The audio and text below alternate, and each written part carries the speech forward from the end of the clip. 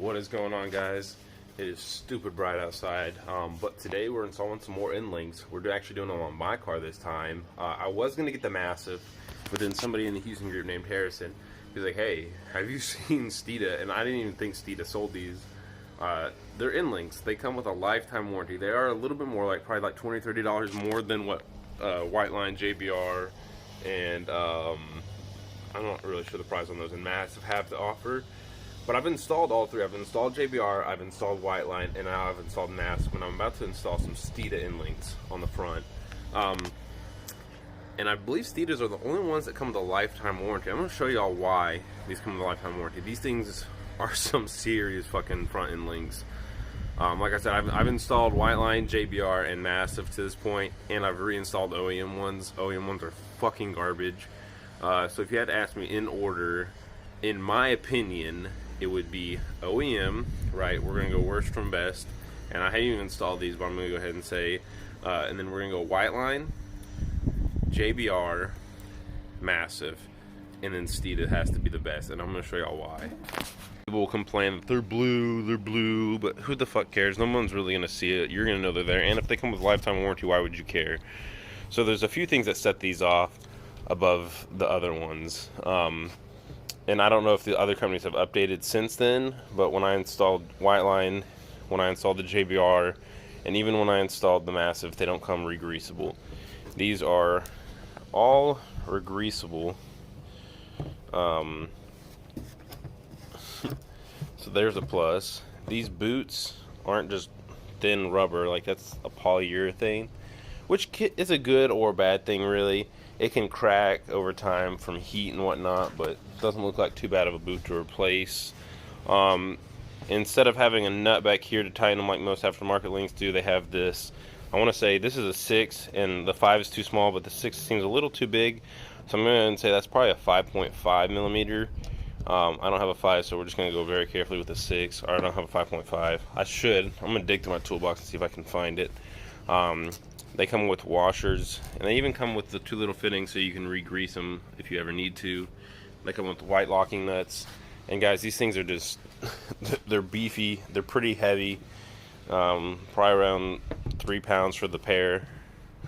Maybe not that heavy, maybe probably about 2 pounds, a pound a piece or so. But they're pretty beefy for endlinks. And I'll compare them to the OEM ones once I pull the OEM ones out. I'm about to jack the car up, get it in the air. I'm going to get both tires off the ground, both tires off, and then I'm going to get both endlinks out. So, mind you, I'm at 123,000 miles now on, I'm pretty sure, OEM endlinks. I'm pretty sure the previous owner didn't replace them, and I know I haven't. So we're going to see what these look like. Normally, even when I touch somebody's car with 30 to 40,000 miles on them, their endlinks are disintegrated.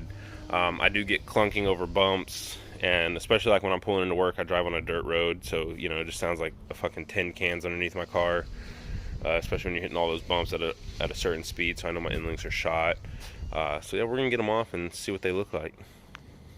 So what I'm also gonna do is my parking brake's on, but just in case, because you never know, I'm gonna put a brick back there.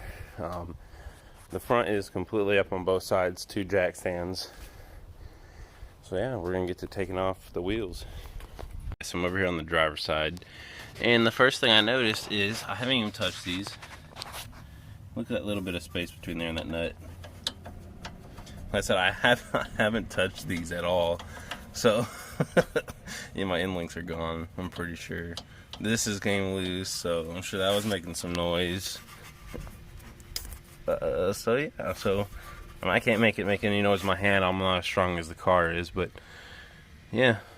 Go ahead and go take this off. Completely remove this bracket because it's not even 100% necessary. At least in my opinion. I've always taken it off with every install I've done for coilovers and whatnot, and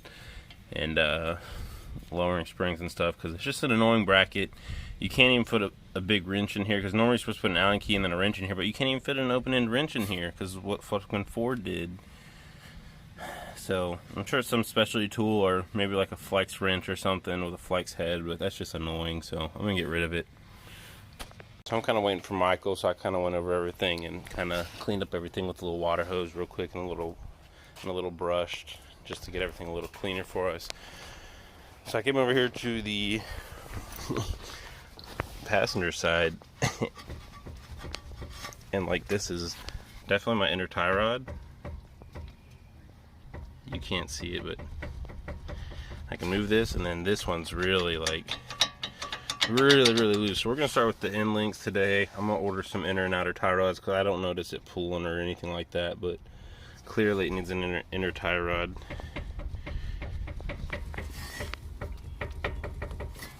Hopefully not a rack, but we'll see. We're gonna try to start with inner and outer tie rods just because I'm at that mileage anyway, and we'll go from there and see what happens. But we're gonna do end links today.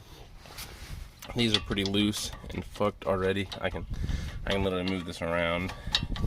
That's how fucked my end links are. They weren't doing shit for me. But yeah, Michael should be here soon. He lives like 15 minutes away, and he likes to help out with stuff, so I don't want to get him all in his feelings. So yeah. While I'm waiting on Michael, I'm gonna go ahead and try to get this off. It's a 15. I'm pretty sure the whole thing's just spinning, but we'll see. Yeah, I don't think it's so just the whole thing spinning inside that little bracket back there. So I got my channel locks. I'll pinch down the back side, try to get that ball to stop spinning and get this out. Alright guys, so the channel lock method worked here. As you can see, my boot is torn. Whether I just did that with the channel locks or not, this end link's pretty fucked. You shouldn't be able to move it around this easy at all. The bottom one's the same way. So we're just gonna go ahead and boop. Look how easy that broke. And get that boot off of there. And basically we're just gonna use channel locks on the back side and then get that nut off from the other side, which is a 15. So yeah, here we go. So those fucking plastic ones are fucking garbage, guys. So that one's not completely installed, it's just kind of in place. But Michael showed up, and there's this truck, and we're gonna go and do this other side. Alright guys, beefcakes are installed. They're so massive. Fuck massive. These are massive. And Michael brought his ratcheting wrench, which made it easier. So we're not sitting here fucking... It took me like fucking 2 minutes to install this thing. Worth the price tag, for sure. Everyone sees my fucked up bumper from the freeze that come in Houston. Fuck. I'm gonna have to get it repainted. Fuck. Alright, let's go tighten up the other side. So we got it done. The locking washers on those are 17. I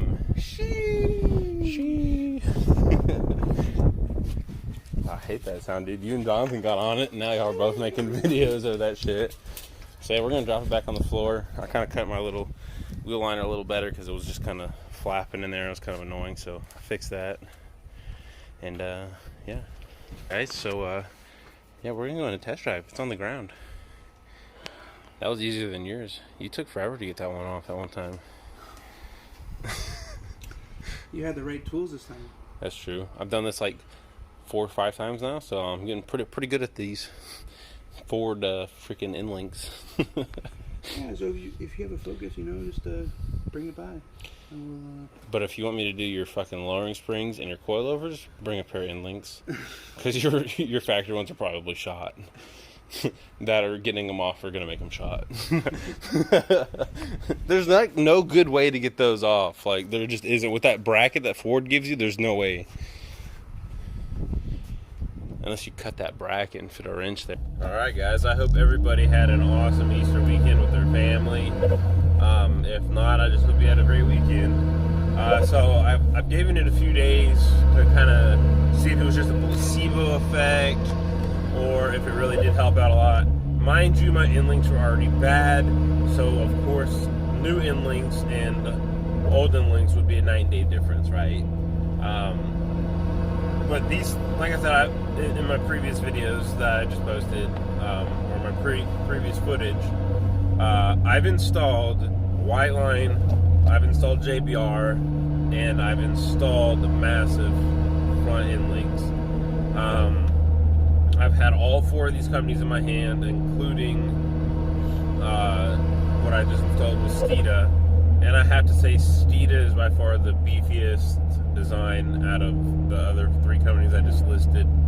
I'm extremely pleased with them. I like the fact that they're regreasable. I don't think that any of the other ones are regreasable. I could be wrong. If I am, let me know. I want to say maybe the JBRs are, but I could be way wrong. I don't really remember. It's been a few months since I installed those. I know the Massives weren't because they had that software reboot over them, but that doesn't mean they aren't either. They could have that grease fitting under there and we didn't look, but it'd be kind of weird for them to do that. But yeah, guys, super easy to install, and just a night and day difference. I was getting that all clunking and stuff going over bumps. I was getting a lot of wheel hop when launching, and this helped mitigate a little bit of that for sure. I still do get some wheel hop. I still need some suspension love. I want to say my inner tie rod is shot on my passenger side. I don't get any kind of pulling or anything, so it's never really bothered me, but I notice I do have left and right play in the wheel when it's jacked up in the air, so I'll be ordering that sometime soon to replace, and I'll be doing a video over that. But yeah, guys, I highly recommend them. I hope this video helps you kind of choose. You can go back and look at the Massive one. Unfortunately, I didn't record the JBR or the White Line one, but if I ever have another guy come over that wants JBR or White Line installed, I will make videos over that and show you all the difference between all 3 of them. But thanks, guys. Please like, share, and subscribe. I'm almost to 800 subscribers, which is amazing. I love each and every single one of y'all. So, yeah, y'all have a great day.